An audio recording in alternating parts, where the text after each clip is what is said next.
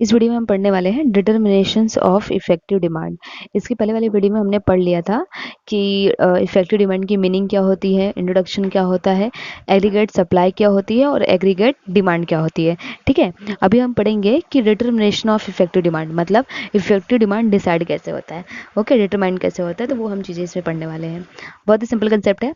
The level of employment is determined at the point where the aggregate demand price equals the aggregate supply price. ठीक है, तो हमने बात करी थी इससे पहले वाले वीडियो में कि एग्रीगेट डिमांड क्या होता है। एग्रीगेट डिमांड वो डिमांड होता है जहाँ पे एग्रीगेट सप्लाई और एग्रीगेट डिमांड, ठीक है, एग्रीगेट सप्लाई और एग्रीगेट डिमांड क्या करते हैं, इंटरसेक्ट करते हैं। उस पॉइंट से हम क्या डिसाइड करते हैं, इफेक्टिव डिमांड।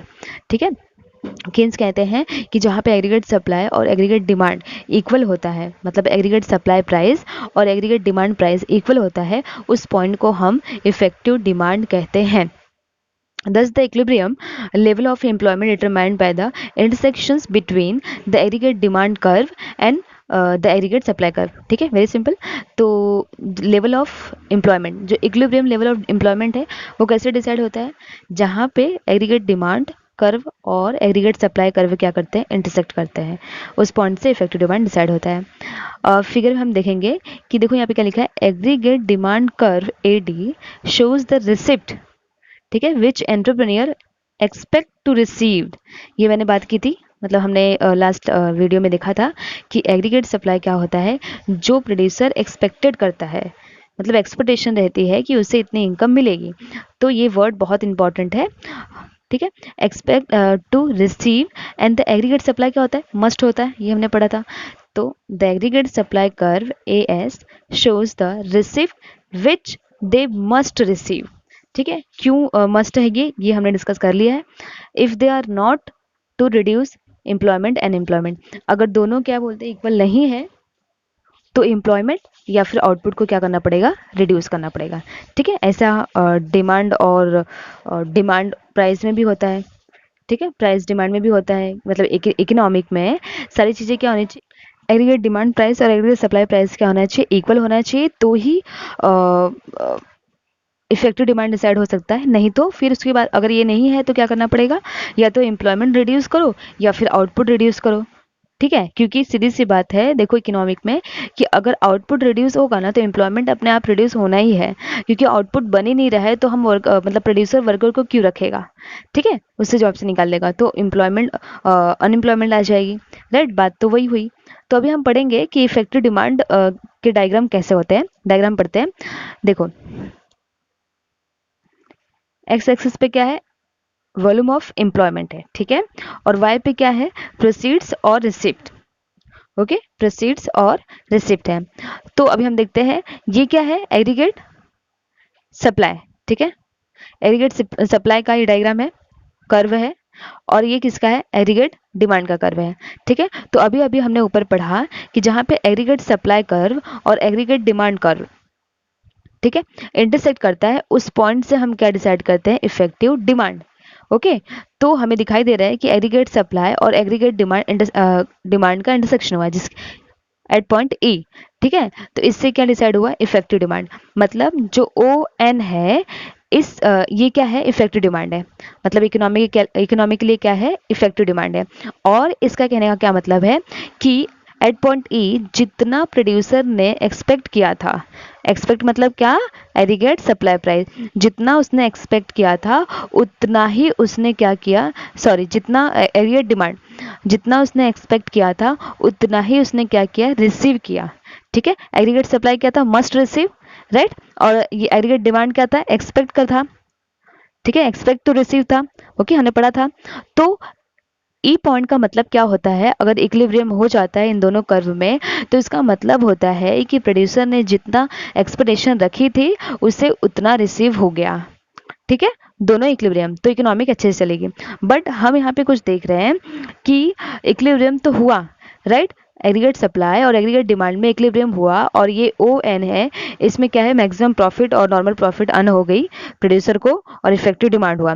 ठीक है, बट अभी हम देख रहे हैं कि ये जो एग्रीगेट सप्लाई है, ठीक है, इससे पहले वाले डायग्राम में हमने देखा था, इसके पहले वाले वीडियो में, कि एग्रीगेट सप्लाई क्या होता है, वर्टिकल हो जाता है NF पे।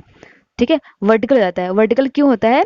वर्टिकल होने का मतलब है कि इस एनएफ का मतलब क्या होता है कि फुल एम्प्लॉयमेंट हो गया। जो एग्रीगेट डिमांड होता है एक पॉइंट पे वर्टिकल हो जाता है। इसका मतलब क्या होता है कि फुल एम्प्लॉयमेंट आ गया इकोनॉमिक में।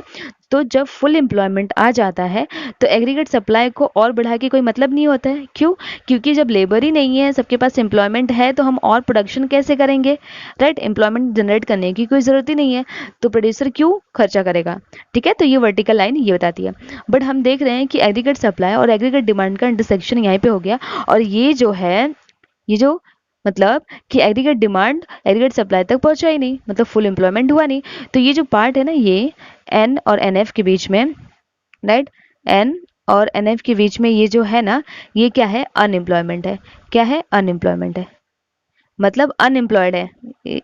इतने वर्कर क्या हैं और इतने लोग क्या हैं? अनएम्प्लॉयमेंट है। तो अब अनएम्प्लॉयमेंट को हटाने के लिए, मतलब अनएम्प्लॉयमेंट को कम करने के लिए कुछ चीज़ें करनी पड़ेंगी। ठीक है, या तो डिमांड बढ़ाना पड़ेगा, फर्स्ट थिंग, या फिर सप्लाई कम करना पड़ेगा, आउटपुट कम करना पड़ेगा। राइट, ऐसी कंडीशन हो सकती है। तो केन्स कहते हैं कि अगर ये लोग अनएम्प्लॉयमेंट है, तो केन्स ने ज़्यादा फोकस किस पे किया है? डिमांड पे, ना कि सप्लाई पे। राइट, ठीक है, क्योंकि क्लासिकल इकोनॉमिस्ट क्या कहते थे? Supply creates its own demand. Right, but Keynes ऐसा नहीं कहते, demand creates its own supply. Right, क्योंकि केन्सियन मॉडर्न इकोनॉमिक है, वो कहते हैं कि डिमांड है तो इकोनॉमिक चलेगी, नहीं तो नहीं। अंडरस्टूड?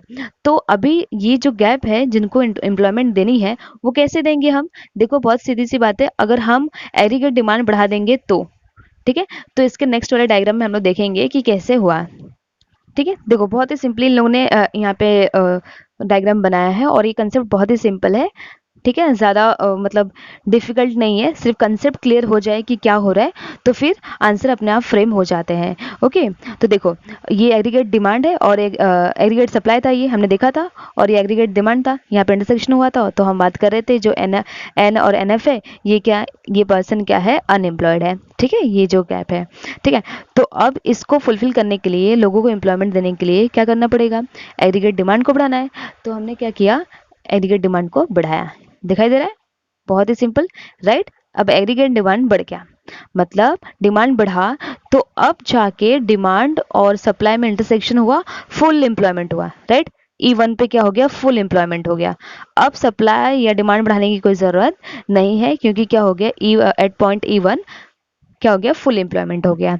ठीक है, क्यों ऐसा हुआ? क्योंकि देखो, एग्रीगेट एग्रीगेट ये लोग अनएम्प्लॉयड थे, अगर एग्रीगेट डिमांड बढ़ेगी तो और प्रोडक्शन बनाना पड़ेगा। राइट, क्योंकि डिमांड बढ़ती है तो प्रोडक्ट और बनाना पड़ता है ना, तो डिमांड बढ़ गई तो प्रोडक्शन बढ़ाना पड़ेगा।